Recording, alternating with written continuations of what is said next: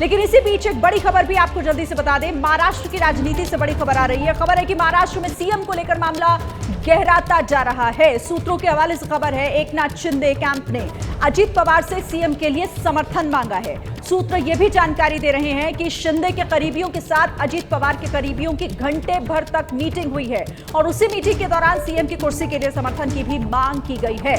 इस वक्त की बड़ी खबर महाराष्ट्र से, जहां पर सीएम को लेकर जो हलचल है वो तेज होती हुई अजीत पवार और शिंदे के करीबियों की बैठक हुई है। बताया जा रहा है कि शिंदे गुट ने अजीत पवार गुट से समर्थन मांगा है मुख्यमंत्री को लेकर। और आइए सीधे आपको ले चलते हैं, मेरे सहयोगी गणेश ठाकुर इस पर ज्यादा जानकारी के साथ हमारे साथ जुड़ गए।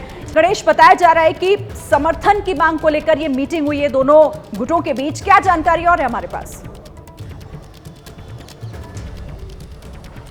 जी देखिए शिरीन, मुख्यमंत्री कौन होगा और उसके लिए समर्थन भाजपा यानी देवेंद्र फडणवीस और शिवसेना यानी एकनाथ शिंदे जुटाने में लगे हुए हैं। एक तरह से देवेंद्र फडणवीस का मुख्यमंत्री बनना लगभग तय माना जा रहा है, लेकिन शिंदे हार नहीं मान रहे। कल वो नाराज थे और कल ही उन्होंने जाकर अजीत पवार से उनके कैंप ने माफ़ करिएगा उनके कैंप की तरफ से अजीत पवार गुट से संपर्क किया गया और उन्होंने समर्थन मांगा, समर्थन सीएम पद के लिए मांगा और ये कहा कि हम मिलकर काम करेंगे, आप एकनाथ शिंदे को समर्थन दीजिए, आपकी तरफ से समर्थन आएगा तो उनकी बाजू मजबूत होगी।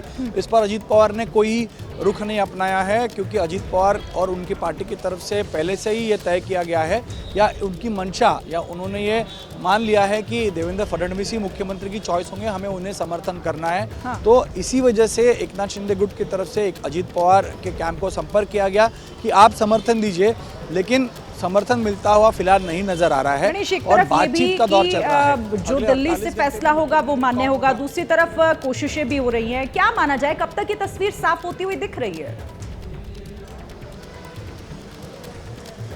शिरीन, अगले 48 घंटे में ये तस्वीर साफ हो जाएगी और मुझे लगता है कि दिसंबर के पहले हफ्ते में, क्योंकि 29 से 1 तारीख तक दिल्ली में डीजीज कॉन्फ्रेंस है तो वहाँ प्रधानमंत्री और अमित शाह बिजी रहेंगे, तो 29 या 2 की बात हो रही है, लेकिन 2 को ही या 2 के आगे शपथ होगा, लेकिन अगले 2 दिनों में ये तय हो जाएगा। और ये अमूमन ये माना जा रहा है कि देवेंद्र फडणवीस के नेतृत्व में अगली सरकार बनेगी, लेकिन शिंदे हार नहीं मान रहे, क्योंकि उनका कहना है कि उनके चेहरे पर चुनाव लड़ा गया, पॉपुलर है वो, मराठा चेहरा है वो, और अगले बीएमसी चुनाव में अगर वो सीएम रहते हैं तो बीएमसी और महानगर पालिका कब्जा करना आसान होगा। तो अपनी तरफ से कोशिश कर रहे हैं और यही एक कोशिश का हिस्सा है कि अजीत पवार गुट से उन्होंने समर्थन मांगा है। चलिए शिरीन, देखना होगा कि इन कोशिशों को कितनी कामयाबी हासिल होती है या फिर फैसला किस तरफ जाएगा, इसका इंतजार होगा कि अगला मुख्यमंत्री महाराष्ट्र का कौन होगा। नजर रखिएगा। फिलहाल शुक्रिया गणेश, इस बड़ी खबर से जुड़ी हुई जानकारी हमारे दर्शकों तक पहुंचाने के लिए। तो महाराष्ट्र में मुख्यमंत्री को लेकर ये बड़ी खबर है, अजीत पवार और शिंदे के करीबियों की बैठक।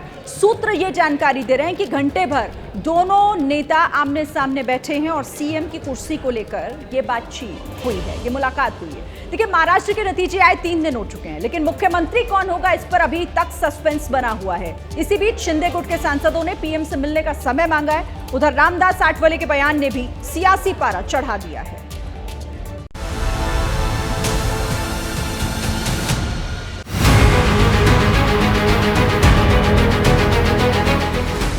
एकनाथ शिंदे ने मुख्यमंत्री पद से इस्तीफा दे दिया है। जब वो राज्यपाल सीपी राधाकृष्णन को अपना इस्तीफा देने पहुंचे, तब उनके साथ दोनों डिप्टी सीएम मौजूद थे। राज्यपाल सीपी राधाकृष्णन ने एकनाथ शिंदे से अगली सरकार की शपथ तक कार्यवाहक सीएम बने रहने को कहा, लेकिन महाराष्ट्र का अगला सीएम कौन होगा, इसको लेकर गहमा गहमी जारी है, क्योंकि इधर एकनाथ शिंदे ने इस्तीफा दिया, उधर शिंदे गुट के सांसद उन्हें फिर से मुख्यमंत्री बनाने की फील्डिंग में जुट गए हैं। शिवसेना शिंदे गुट के सांसदों ने प्रधानमंत्री मोदी से मिलने का समय मांगा है।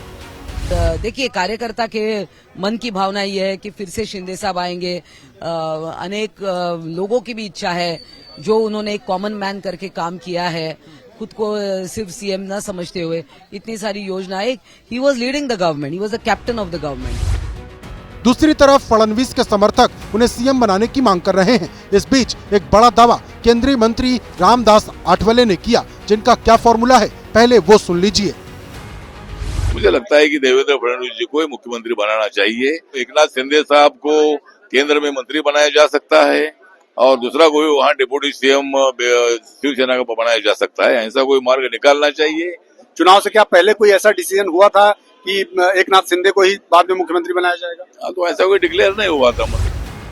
कल देवेंद्र फडणवीस के दिल्ली आने के बाद हलचल तेज हुई थी। हालांकि अब वो वापस मुंबई लौट चुके हैं। सीएम पद को लेकर मुंबई में बैठकों का कई दौर चला, लेकिन बात तो दिल्ली से फाइनल होनी है, क्योंकि सियासी गलियारों में चर्चा है कि महाराष्ट्र में मुख्यमंत्री पद के लिए एक सीएम और 2 डिप्टी सीएम का फॉर्मूला जारी रह सकता है। वहीं 2.5 साल के सीएम पद की भी थ्योरी सामने आ रही, लेकिन अभी ये सिर्फ अटकलबाजी है, क्योंकि आखिरी मुहर दिल्ली से लगनी है।